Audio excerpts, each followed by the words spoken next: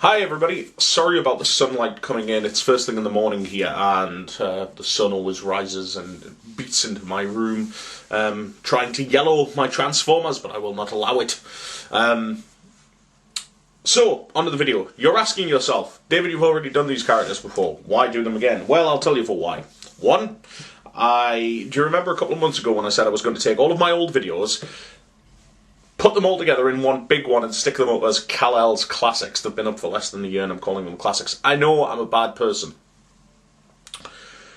So I was going to do it for the HotRod Rodimus Prime review, because that was like 5 parts and I thought, okay, I can condense 5 into 1 and problem solved. So I started watching the video back and it was so boring. It was me sitting like this. Do you want an excerpt? Here's an excerpt. HotRod makes his appearance in Transformers the movie, voiced by Judd Nelson, who was part of the Brat Pack. Made films like The Breakfast Club and things like that. Hardly wouldn't you say my upbeat and polite and lively tone that I've now got. I don't even remember being that boring. Never mind. So, we're starting again. It's HotRod and Rodimus Prime. I suppose you could call it a masterclass.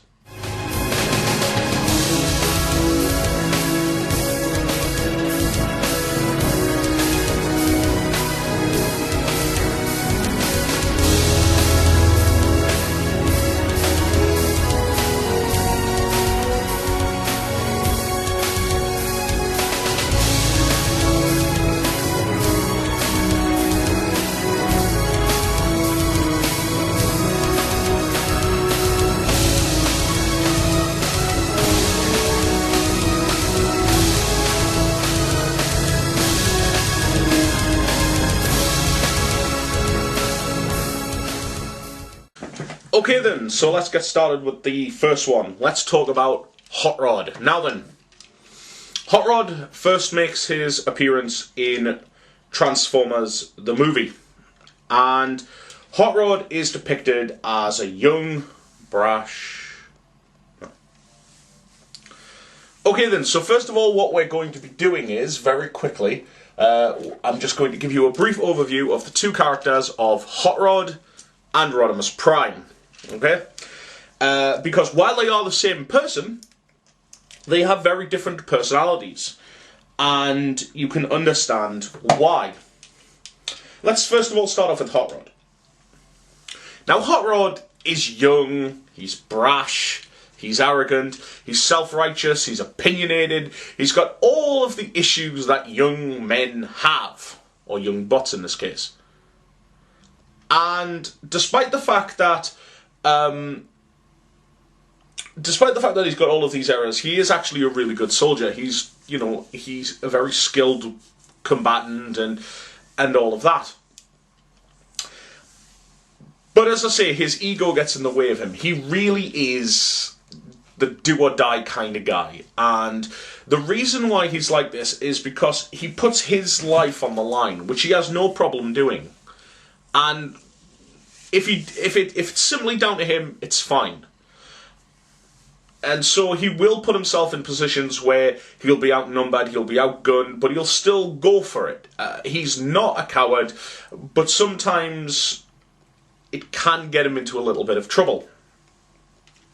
Rodimus Prime, on the contrary, is a Transformer who is filled with self-doubt. He's not sure of his actions. And he questions what he does. And the reason for this is because, unlike his younger alter ego, Rodimus Prime is the leader of the Autobots. And it's his responsibility to make sure that the Autobots beat the Decepticons. He has a lot of weight on his shoulder.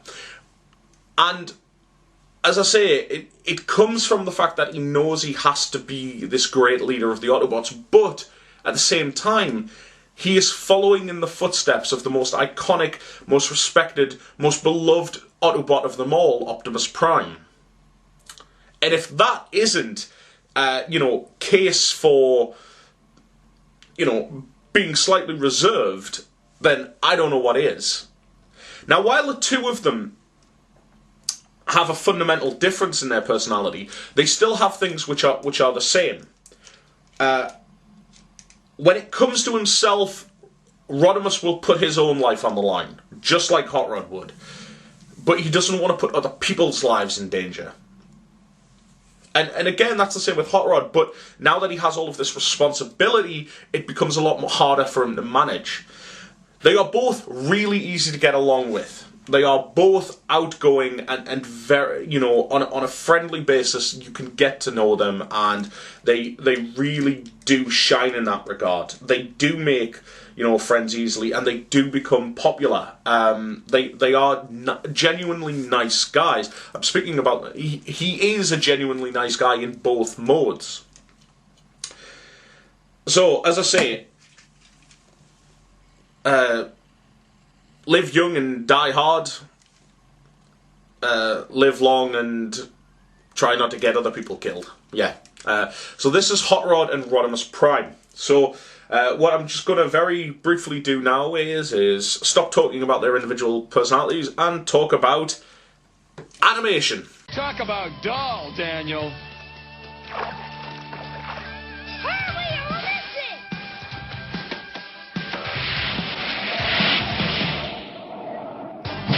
Okay then, so let's have a look at animation. Now then, I know it's not animation, but HotRod's first canonised appearance in G1, in the old cartoon series, was actually in a relatively new piece, in a new story, which came out from Madman Comics, and it's a story set in 2001, and it features a lot of the old characters. And HotRod is on guard duty in what will soon become the new Autobot City. Soundwave attempts to steal the Matrix, which Optimus Prime has hidden. HotRod defeats him and gets hold of the Matrix, and he has a vision of him fighting something like powerful, an evil Decepticon, which clearly is Galvatron. He returns into Optimus Prime, and it's that point that people start to realise, wait a minute, this guy's future may not be as straight cut as we all think. From there, we don't really know anything. Up until 2005, Autobot City is built. The Autobots are using Autobot City to create their power sources, to power their moon bases, to power their weapons factories and things like that. HotRod is stationed there, and we see him. He's the very first major new character introduced in Transformers the movie. Yes, you have Unicron. Well, actually, I suppose Unicron is... Okay, he's the second. He's the first major Autobot, right? And he's fishing with Daniel. And right from the get-go, we see that he's brazen and arrogant as the shuttle comes into land, which is packed with Decepticons, and he picks Daniel up off his exploding hoverboard, because obviously those things haven't been safety tested. Obviously Hasbro didn't make them. Cheap plug there right now. He transforms, and Cup is setting up a roadblock, and HotRod basically turns around and says, "Why settle for a peak, Daniel, when you can see everything from Lookout Mountain?" Now then, the reason Cup's setting up the roadblock is because Lookout Mountain is prohibited. It's outside of Ultra Magnus's security area. You are not allowed to go there, which is why Cup's setting up the roadblock. HotRod thinks to himself, hell no. Nobody knows but you, my spy.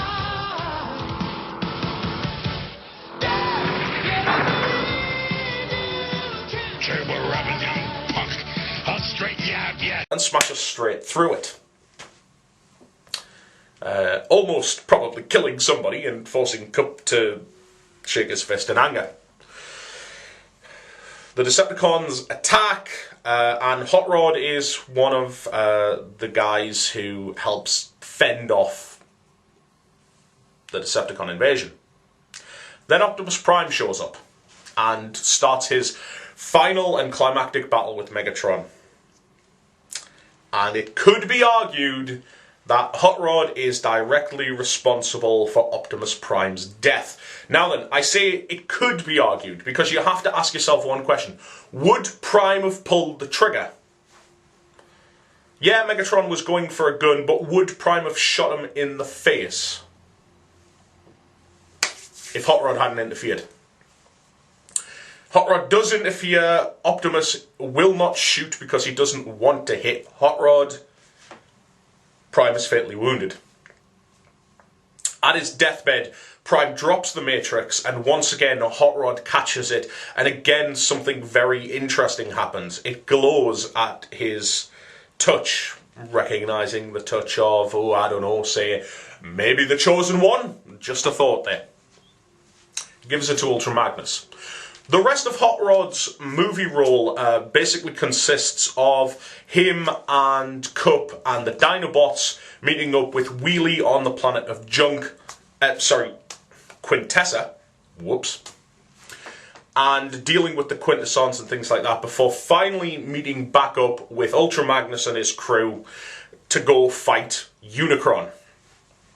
And it's during the battle with Unicron that HotRod ends up inside of him and separated from the rest of the Autobots, where he comes across a Matrix holding, psychotic wielding Galvatron. And it's in that battle that HotRod grabs the Matrix, pulls it free of the chain that Galvatron has around his neck, rolls over, holds the Matrix up, and then the voice of Optimus Prime comes on and says, "Arise, Rodimus Prime." And from that point on, we're no longer dealing with HotRod, we are dealing with a brand new Prime. We are dealing with Rodimus. Now, what's interesting is, we know twice previously HotRod has held the Matrix, okay? And twice it hasn't gone ahead and it hasn't, you know, turned him into Rodimus Prime yet. There's a couple of reasons why this could be. One, in both instances, Optimus Prime, in the two previous times that he's touched the Matrix, Optimus Prime is still alive, okay? In the Madman comic, Prime is still alive. In the scene at the beginning, he's alive, barely, and dies moments later. So it's possible that the Matrix will only allow there to be one Prime at any one time. And it has to be Optimus Prime who chooses the next one. It's just a theory that's out there. Another theory is that the Matrix itself, in some sentient way, will only allow a Transformer to become a Prime after he displays a certain amount of, you know, skill or determination or something like that. Going one-on-one with the Chaos Bringer's first and most powerful Herald would probably qualify as that. Either way, at this point he becomes Rodimus, ejects Galvatron out of Unicron to go chill in a lava bath, and at that point takes the Matrix and is able to open it for the first time. And the power of the Matrix is powerful enough to destroy Unicron. And that is the end of HotRod for a good long time. However, he would be back. But for now, we're dealing with Rodimus Prime.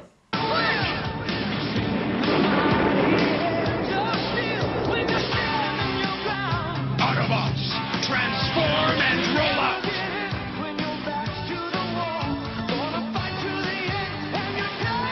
I knew you had potential, man. So Rodimus Prime steps into the equation at this point, and Rodimus takes control of the Autobot forces on a newly recaptured Cybertron. And for the entirety, well, almost the entirety of Season 3, HotRod is basically running the show. He has Ultra Magnus there as his kind of number two, who will sometimes make the decisions for Rodimus, and sort of Rodimus will agree to it. He's very much the Will Riker of Jean-Luc Picard, sort of thing. And despite the fact that he's the leader, he never totally excels in the same way Prime did. For example, you know, Prime would always be sort of running and leading the forces. Rodimus does that when he's there, but Season 3 is a lot more of a grander affair. What's interesting as well is there are parts in Season 3 where you see the diplomatic side to Rodimus. Rodimus is, trying to convince races to seek peace rather than war. And you get to see these things, which is actually quite nice. In the 5 Faces of Darkness, Rodimus makes a grand discovery. And he does this by effectively short-circuiting himself and travelling into the Matrix. Prime seems to be able to do this at will, but Rodimus has to almost bring himself to the point of death. And it is during this point in the 5 Faces of Darkness that he comes across Optimus Prime. And speaking to Optimus Prime, he discovers one very important thing. He discovers the origin of the Transformers. He finds out that they were 2 different manufactured products created by the Quintessons, who then got intelligence and then drove the Quintessons off. And it's what's also interesting about Season 3 is that he's a very young sort of character. Some people have compared him to Luke Skywalker, and that would actually be a fair example. He's this very young Luke Skywalker-like character who is very young and very inexperienced. However, Season 3 is has a much darker tone to it than the first 2 original series. So he's slightly out of place, and that helps to add to his, sense of worry. One of the key episodes for him in Season 3 is an episode called Dark Awakening, where Optimus Prime comes back. Hold your fire! We've driven them off! Yeah, thanks to him. Now then, this episode was originally planned, along with the movie, to finally finish off the memory of Optimus Prime. Optimus Prime was basically vaporized at the end of it. Until all are one.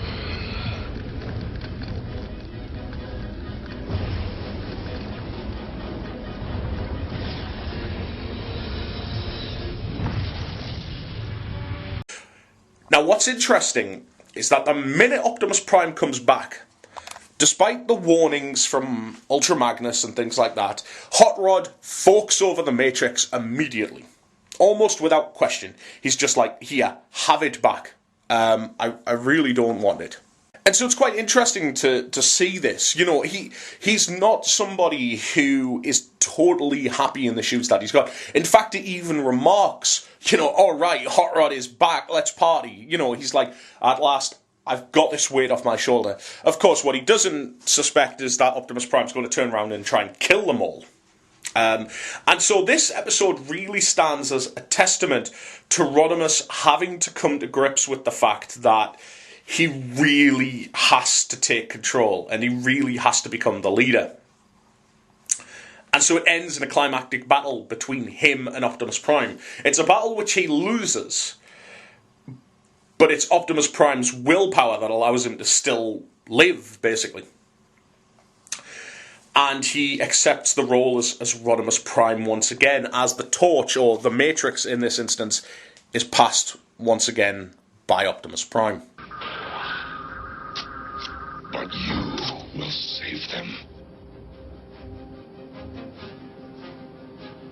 Rodimus Prime. Now, you would assume, given the fact that he has gone from HotRod to Rodimus Prime, been filled with self-doubt, then forked the Matrix over, which almost caused his death, and now he's got the Matrix back, you would think that he would have more sense of responsibility. However, no. The third last episode of Season 3 is an episode entitled The Burden Hardest to Bear. And it really focuses on HotRod and Rodimus Prime. He's still got this internal struggle going on between who he wants to be and who he should be. And this comes to a head when, I believe it's Wild Rider and Dead-End steal the Matrix. They drive HotRod off a road after he basically abandons the Autobots. because he's fed up of everybody coming to him, looking to him to solve the problems. And while Optimus can deal with this, while Optimus Prime can travel to a distant planet, be totally, be essentially, a million miles from home and have all of these fractured personalities, Prime can deal with this. Rodimus can't. And so he leaves, he up and leaves, and as I say, he gets driven off the road, and they steal the Matrix, and he goes back to being plain old HotRod. And it's when a super-powered Matrix-fueled Scourge starts running amok that once again HotRod has to do what HotRod does best, and that is put himself on the line to stop Scourge. And he does it, and he gets the Matrix, and he comes to terms with his giddy, as Cup puts it. Burden hardest to bear. It's a really, really good episode. It's probably the key episode, along with Dark Awakening for me, for Rodimus Prime, and it is a really, really good episode. And so you would assume, with all of that, that finally he would come to terms with who he is.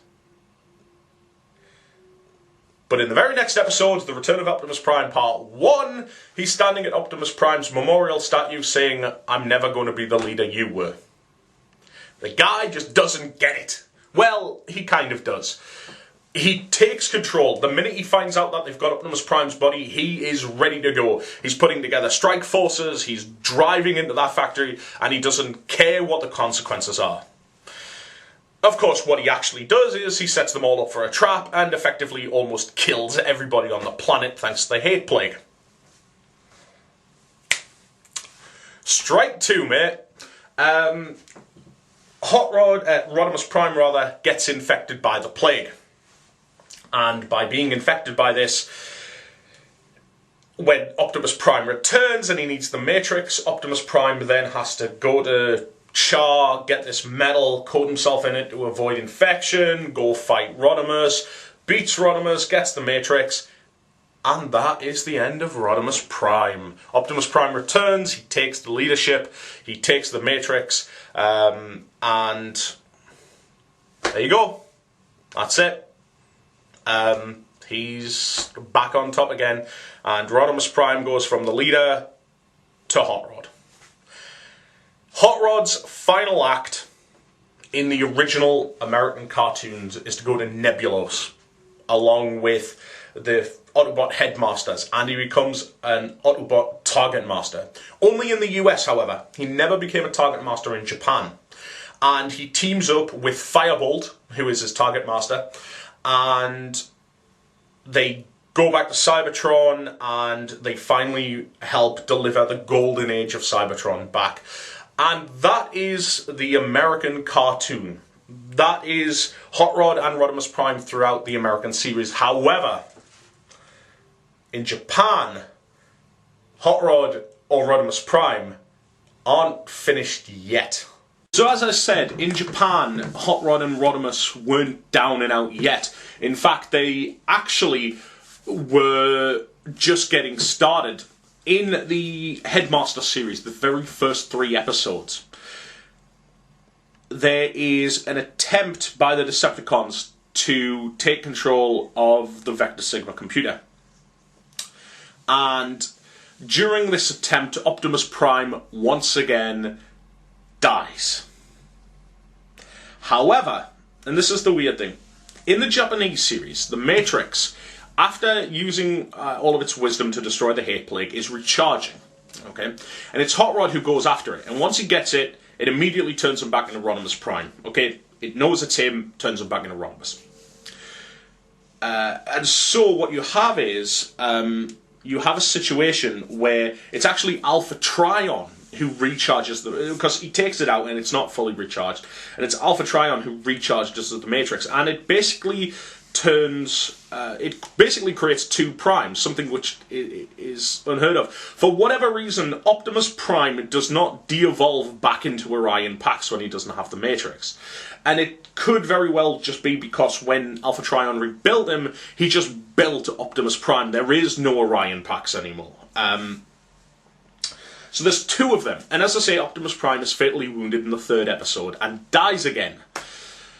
you definitely get the feeling they didn't want him back. And so Rodimus is leader of the Autobots once again. However, he really doesn't do a whole lot.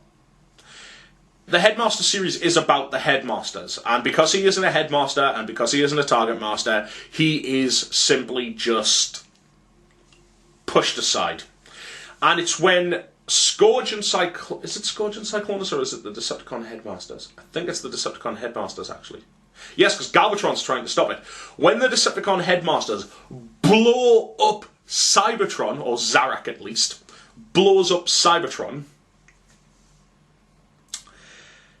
well, Rodimus gets a little bit ticked at this, and rather than going to fight the good fight and destroy Zarak for everything that he's done, bearing in mind that he's destroyed Cybertron and probably killed millions, Rodimus decides he's going to leave, and he's going to find a new home for the Transformers.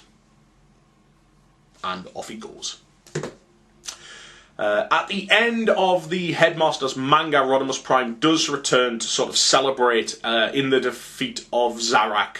And yeah, that is pretty much it. Whether or not he finds the new home or not is still up to debate. However, there is something very, very likely that did happen.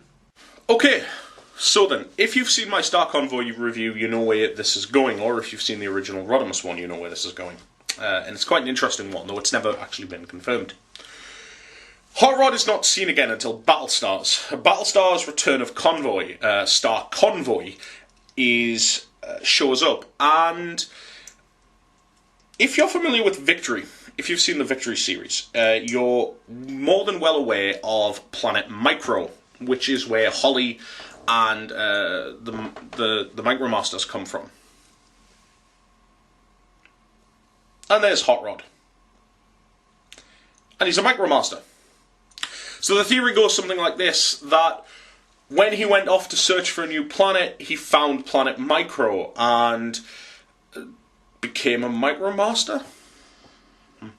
Either way, effectively what he does is he joins with Star Convoy, and when he interacts with him, he gives Star Convoy kind of this super boost, sort of a precursor in a sense to a mini-con.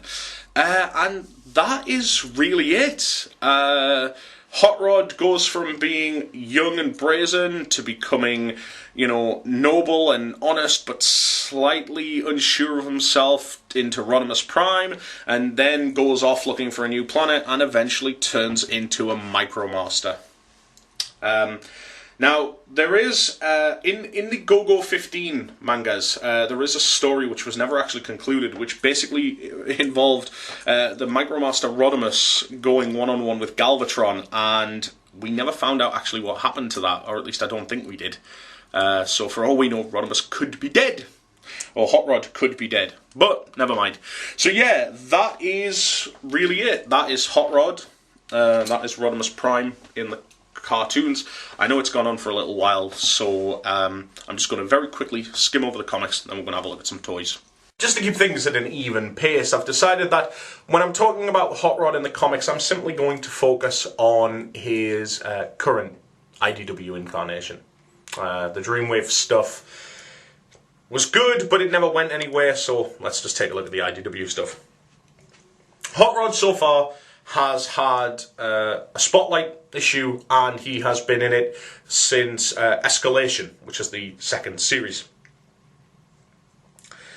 Now, what we find out about HotRod is that HotRod is a daredevil. He very much focuses on the fact that if they say it can't be done, he will do it, and he will prove you wrong, and he will do it well. This includes breaking into a Decepticon prison in order to rescue Dealer, who, despite the fact that he doesn't know, he set him up, effectively set him up when HotRod and his team went after something called the Magnificence. And the Magnificence is an oracle of knowledge, and whoever has it can... It's basically like an 8-ball, but accurate, okay? And so Hot Rod and Dealer are on this planet with their team, and the Decepticons attack, or at least the Decepticons are thought to have attacked while Hot Rod is trying to get the Magnificence, and he escapes with it. He basically makes the decision that it's either let the Decepticons get hold of the Magnificence and try and save Dealer, or alternatively flee. And he chooses to flee. He realizes how important it is. He makes the decision, the right one, almost. However, he never forgets, and the thing with Dealer has always haunted on him. And so he goes after Dealer and breaks into a Decepticon prison to free him. He then goes to Earth as reinforcements along with Nightbeat and Hardhead to Optimus Prime's team. And what we discover is that, again, he is very much against order. He doesn't follow the rules entirely. And when Prowl tells him to go get one of the clones, long story, Hot Rod's arrogance basically fumbles the ball. Or at least you think he does. Whether or not it's Nightbeat who actually takes care of it, we don't really know. But that's besides the point. Later on, Rodimus Prime, Hot Rod, I should say, and Wheeljack attempt to find Ironhide.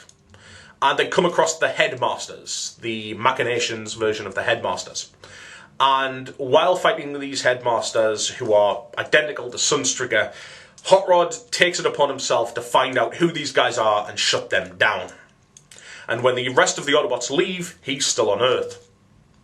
While he's on Earth, he encounters Dealer again, who is actually Double Dealer, who wants the Magnificence. And so they journey to where it is, because Dealer convinces Hot Rod that if they get hold of it, they can solve all of the big questions. You know, what is going on with the Dark Universe, the Dead Universe, who is Nova Prime, all of this stuff. And so they go, but Hot Rod's not an idiot, and he knows what Dealer's up to. And so he asks the Magnificence, did Dealer betray me? And it says yes. And so Hot Rod shoots him off a cliff. And that's really it. That is Hot Rod so far in the IDW Comics. We don't see him in All Hail Megatron so far. He's not part of the Autobots, so we don't really know what's going on with that. So yeah, that's him in the comics. So, finally, last section of this. Let's go have a look at some of the toys. Okay then, so now we're looking at the toys. Now we've got a number of toys here which we're going to have a very quick look at. We've got the G1 Hot Rod, we've got the G1 Rodimus, we've got the classics Rodimus, Hot Rodimus, we've got the Titanium Rodimus, and we've got the little Micromaster Hot Rod there. So let's take a quick look at these things then. Okay then, so we're going to start with the G1 specific toys. We'll have a look at this little guy later. Okay, Hot Rod, Rodimus Prime. Two toys that were released in the 80s. Hot Rod would get a Target Master upgrade. I do have the Target Master, but he's away. But I do have Firebolt here, just for reference. Okay, so let's first of all take a look at Hot Rod. Hot Rod, typical G1 toy, really has no articulation whatsoever. His arms will bend at the elbow, they will go up, they will go down, they will also twist at the elbow as well. That is really it. His articulation is very, very limited. He has no articulation in his legs other than the fact that they can wobble a little bit. And his head is one piece of moulded plastic that actually twists around for his transformation. You can see the engine on the back there, so there's nothing there either. Very weak articulation. However, I still think a nice display piece. One of the advantages of the G1 toys is that their stickers really do sort of separate them out. They do look nice. The silver, the red, the yellow, the orange, all sort of meshes really well together. And then he's obviously got this nice piping that goes up and down his arms. So I do actually really like that one. It is a really nice display piece. Moving on, a couple of years later, we get Rodimus Prime. Now then, you'll be assuming to yourself, okay, made a couple of years later, new advances in toy technology and things like that, surely has much more articulation. As a matter of fact, he has less. His arm will rotate at the elbow, and it won't even do a full 360 because it will collide with that. And that's it. Well, his head will kind of bob down, but that's part of his transformation. There's no articulation in the legs whatsoever. His chest will kind of sort of raise up. So, as I used to do with a child, he would unveil the matrix that way, but that is really it. Now, the one thing I'll say about this toy is that, unlike, in my opinion, the HotRod, I think this one's a little bit more boring to look at. I don't think this is particularly a nice display piece. He's taller, definitely. I mean, you can definitely see the height difference. But he's just sort of lanky and a little bit boring. And all of his height comes from his legs. I mean, he's got some severely long legs. And yeah, I don't think it's all that, to be honest. I mean, he does have the piping on the arms here. But he really doesn't sell as a standalone toy. However, the one advantage with him is that he comes with this. This is his trailer. This gun will fold down and these two side panels will fold up to form his trailer. So what he can do is, you can take the toy and you can stick him there. I apologise about the height there. He will actually stand on the trailer and he can fire his cannon. Just to take a closer look at this thing, it does actually have some nice detailing on it. Obviously not as much as say, Optimus Prime's original G1 trailer. The gun itself, though, will actually rotate 360, and it will also slightly raise up, and it will also raise down. So yeah, he does have that, which is quite a nice addition to the toy. And then, as I say, it folds down, side panels fold up, and does become quite a nice trailer. Again, it's got the piping, it's got the flame, Autobot logo, you know, rather nice. So it kind of makes up for the shortcomings of the actual toy itself. On to the Micromaster. Actually, this Micromaster has more articulation than the G1 Rodimus Prime toy.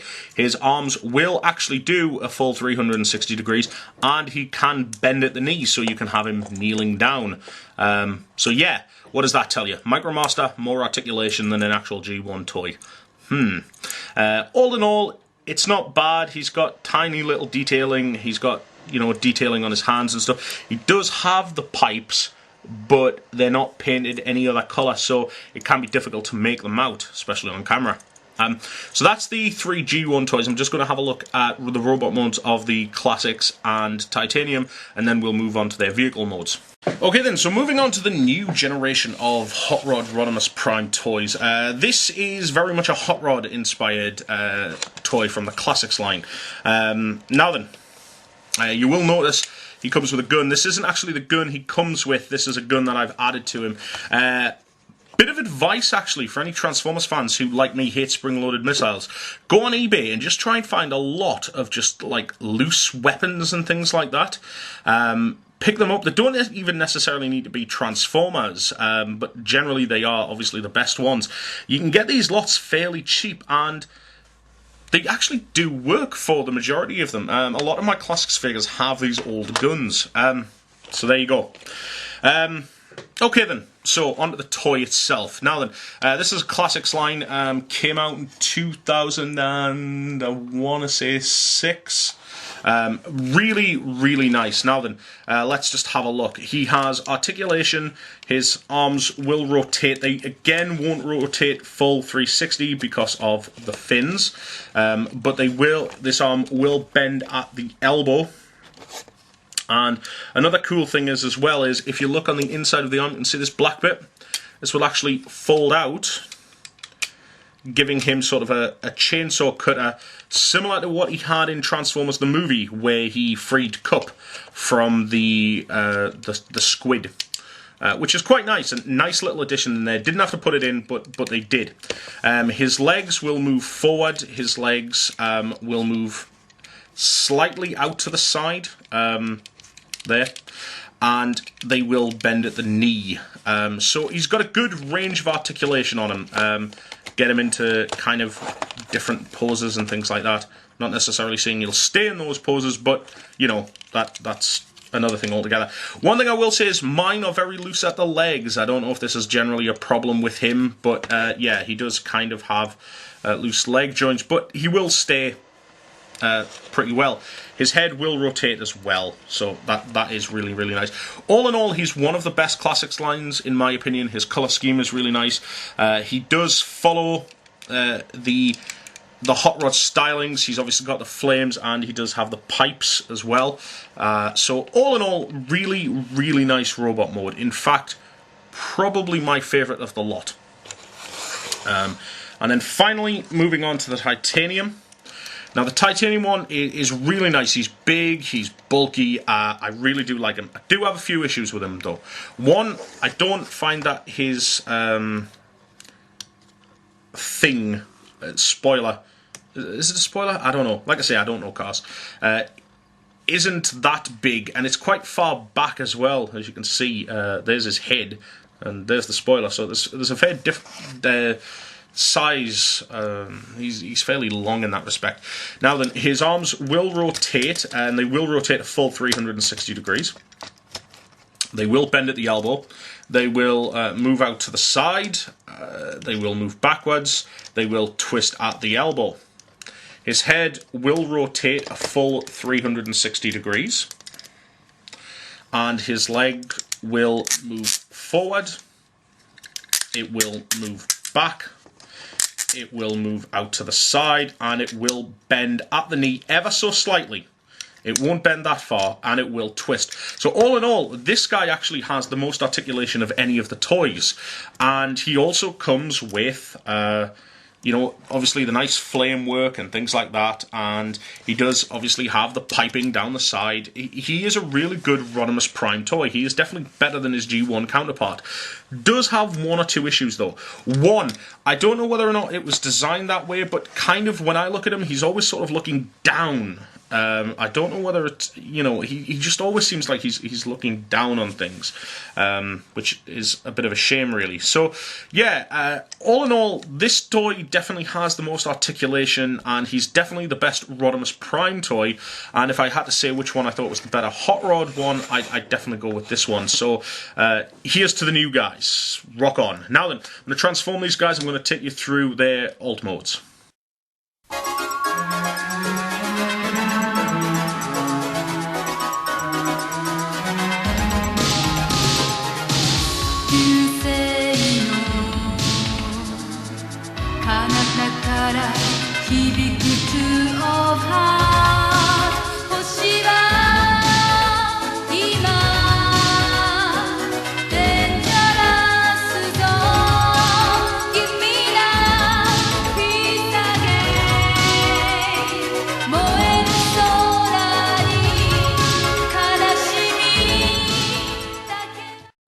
At the car lot, yeah.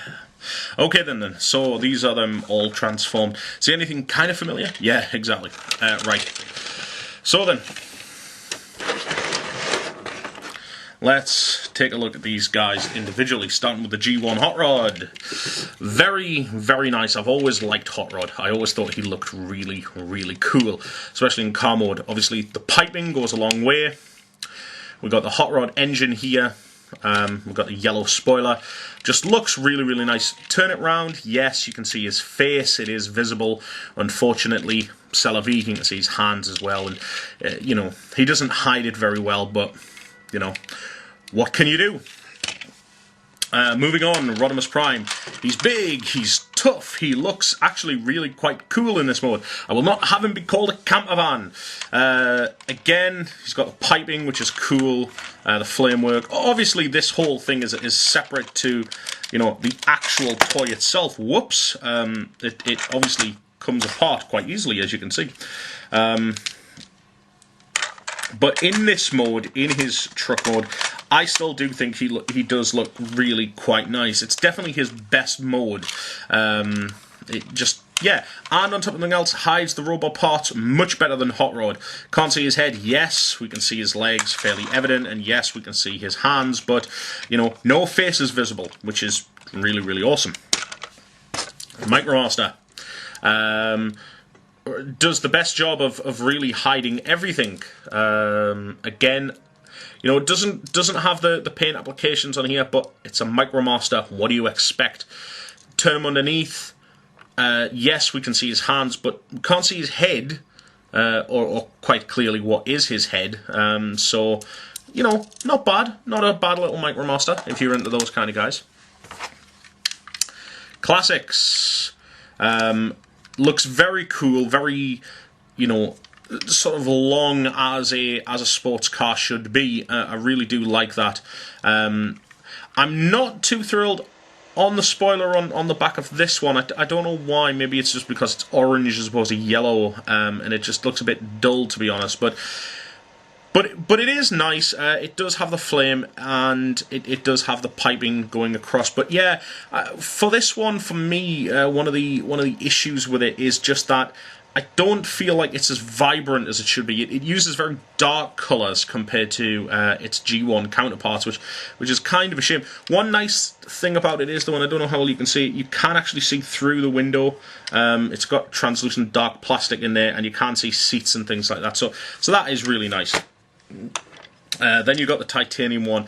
Now the titanium one, I do like it in the sense that it is all one toy. The trailer section is his actual legs, so unlike the G1 where it's two separate bits, they have, you know, gone ahead and done something quite nice there. The piping is cool. If we look underneath, we can see the face, yes, and there is obviously this huge gap here, which, you know, it's a shame, and obviously the hands store away in there. So, to be honest, I'd say of all of them, this is my least favourite one. It's kind of dumpy. I mean, if we look at it compared to its G1 counterpart, there's quite a difference in size and things like that, in length rather.